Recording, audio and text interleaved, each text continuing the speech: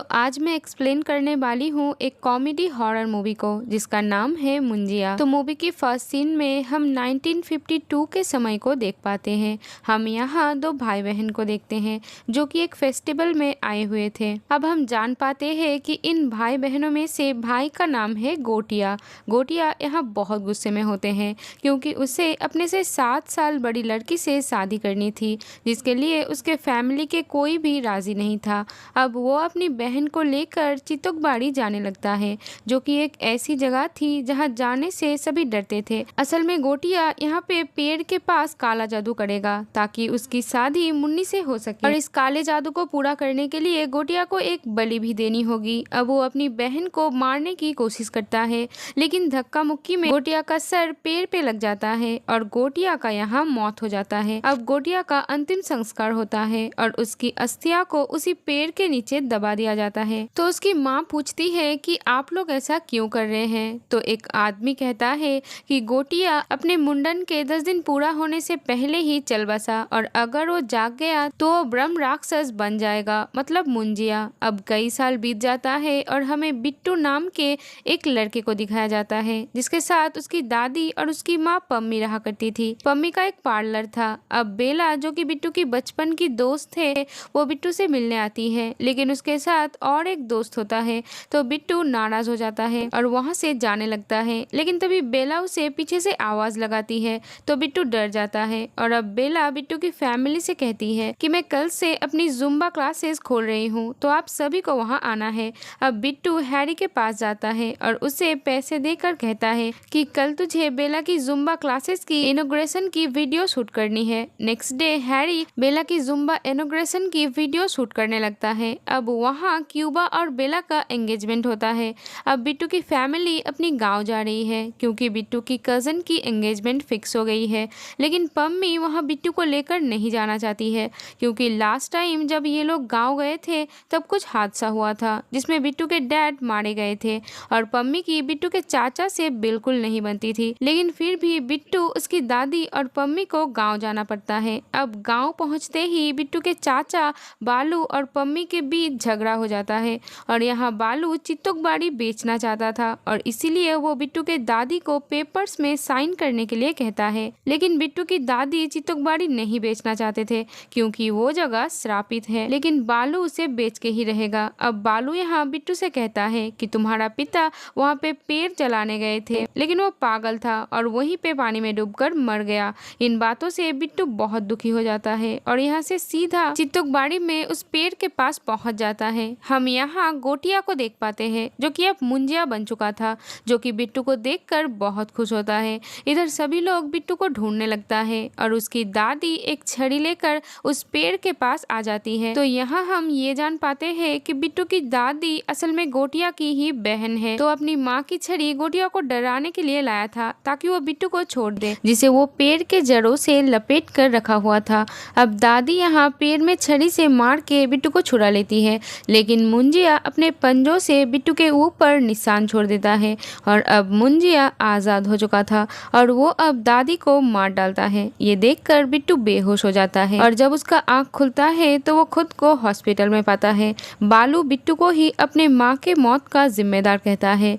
तो अब बिट्टू और उसकी माँ वापस जाने लगता है लेकिन बस में बिट्टू मुंजिया को देख पाता है और मुंजिया को सिर्फ ब्लड रिलेटिव ही देख सकते हैं तो सिर्फ बिट्टू ही उसे देख पा रहा था। मुंजिया उसे बहुत डराता है और पुणे पहुंचकर तो वो बिट्टू को बहुत मारता भी है और वो बिट्टू को मुन्नी को ढूंढने के लिए कहता है। अब पम्मी को लग रहा था कि बिट्टू दादी के जाने की गम में है इसलिए उसकी ऐसी हालात हो गया है।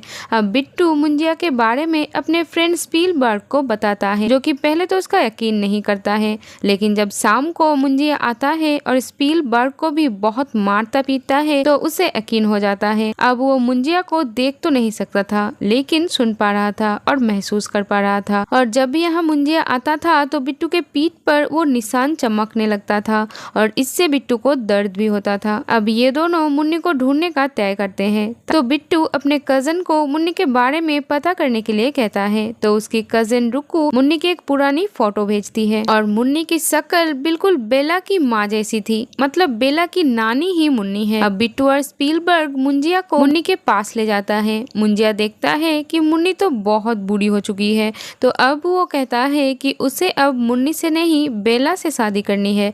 अब नेक्स्ट डे वो दोनों मतलब बिट्टू और उसका फ्रेंड करीम नाम के एक पादरी के पास जाता है। अब वो बिट्टू के पीठ पर पंजे का निशान देखकर वो मुंजिया कहकर चिल्लाता है, मतलब उससे मुंजिया के बारे में बहुत कुछ पता है। करीम कहता है कि वो 4 मुंजिया को ठिकाने लगा चुका है और वो बताता है कि जब कोई बालक अपने मुंडन के 10 दिन के अंदर मर जाए तो वो मुंजिया बन जाता है।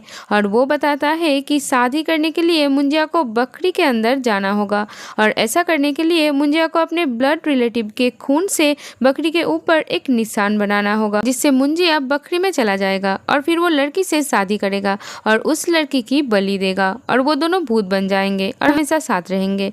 और यहाँ ये लोग सोचते हैं कि जब मुंजिया बकरी के अंदर जाएगा तो वो शादी करने से पहले ये लोग बकरी को ही मार डालेंगे, जिससे मुंजिया भी खत्म हो जाएगा।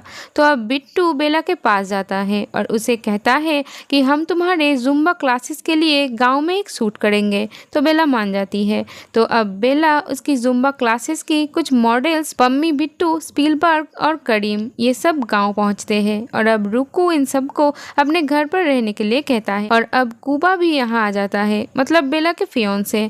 अब शाम को मुंजिया कुबा को बहुत मारता है और अब रुकू भी मुंजिया को देख लेती है क्योंकि वो भी ब्लड रिलेटिव थी। मुंजिया कहता है कि मेरी बेला से शादी करा दो, नहीं तो मैं रुकू को नहीं छोड़ूंगा। तो अब रुकू और स्पीलबर्ग मिलके बेला को कोकोनट वाटर के जगह शराब पिला देता है और अब वो बकरी और बेला को लेके चितकबाड़ी जाता है, जहाँ बिट्टू खून से बकरी के ऊपर सिंबल बनाता है। और अब मुंजिया बकरी के अंदर चला जाता है और अब ये लोग बकरी को मारने जाता है, लेकिन बेला बकरी को बचा लेता है और मुंजिया बेला के अंदर चला जाता है और बेला के आत्मा बकरी के अंदर चला जाता है। अब बेला मतलब मुंजिया सब पे हमला कर देता है, लेकिन जैसे तैसे ये सभी बकरी को लेकर वहाँ से निकलते हैं। लेकिन रास्ते में इन्हें बालू काका और एक रिश्तेदार मिल जाता है जिनका ये बकरी था, तो वो इनसे बकरी छीन लेते हैं। तो ये लोग पम्मी को उस्काते हैं ताकि वो जाके बालू काका से बकरी ले आए, क्योंकि बकरी के अंदर बेला की आत्मा थी। इधर बेला भी गांव में सब पर हमला करता है, लेकिन करीम आके जादुई नमक के घेरे में बेला को कैद करता है। अब पम्मी बालू काका के पास बकरी लेने जाता है, तो बालू काका कहता है कि बकरी तो मैंने खा लिया। तो करीम कहता है कि अब बेला की आत्मा बालू के अंदर है। तो अब सब ही बालू को पकड़ते हैं और खून से सिंबल बनाते हैं, लेकिन बेला रुकू को बेवकूफ बना के नमक के घेरे से निकल जाती है। लेकिन इधर स्पीलबर्ग उस बकरी को ढूंढ लेता है, मतलब बालू ने उस बकरी को नहीं खाया था। अब यहाँ बेला, बालू और बकरी तीनों पे खून वाला सिंबल था, तो वो तीनों हवा में उड़ता है और इनकी आत्माएं ट्रांसफर हो जाता है, जहाँ बेला के अंदर उसकी आत्मा वापस आ जाती है। लेकिन अब मुंजिया बालू के अंदर आ जाता है और अब बालू सब पे हमला कर देते हैं। लेकिन अब बिट्टू वही स्टिक उठाता है जिससे गोटिया की माँ उसे मारती थी और स्टिक को लेकर वो चितकबाड़ी पहुंचता है और बिट्टू बालू पे हमला करता है और काफी हाथापाई के बाद बिट्टू बालू को स्टिक से मार के वही सिंबल क्रिएट करता है और वो अपने खून से पेड़ पे भी वही सिंबल बना देता है, जिससे मुंजिया के आत्मा वापस पेड़ पे चला जाता है। लेकिन अब मुंजिया पेड़ के जड़ों से और बेला को पकड़ लेता है। बेला यहाँ जलने वाली लिक्विड फेंक के उसमें आग लगा देता है और ये दोनों बच जाते हैं। अब हमें कुछ टाइम बाद का सीन दिखाया जाता है जब ये सभी लोग पुणे आ गए थे। हम देखते हैं बेला ब्राजील जा रही थी एडवांस जुम्बा सीखने। अब मूवी के एंड में हम देखते हैं कि उस पेड़ को काटा जा रहा था क्योंकि उस जगह को एक बिल्डर ने खरीद लिया था। हम देखते हैं कि बालू की दिमाग खराब हो चुका था। वो अपने आप को पेड़ कहता है और पानी डालने के लिए कहता है और कहता है कि वो सूखने वाला है। इधर बिट्टू को लगता है कि मुंजिया अभी भी जिंदा है, लेकिन इस बार बिट्टू उस छड़ी के साथ मुंजिया से लड़ने के लिए तैयार था। और इसी के साथ ये मूवी यहीं पर खत्म हो जाती है। Thank you for watching. Bye bye.